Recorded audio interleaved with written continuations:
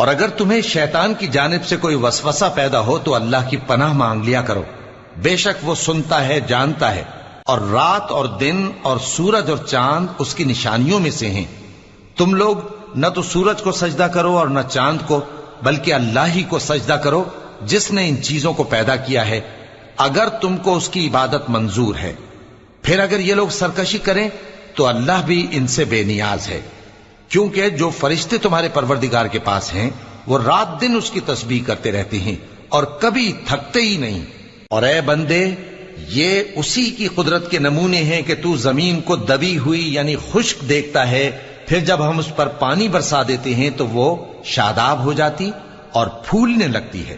بے شک وہ جس نے زمین کو زندہ کیا وہی مردوں کو زندہ کرنے والا ہے، بے شک وہ ہر چیز پر قادر ہے۔ بے شک جو لوگ ہمارے احکام سے انحراف کرتے ہیں وہ ہم سے پوشیدہ نہیں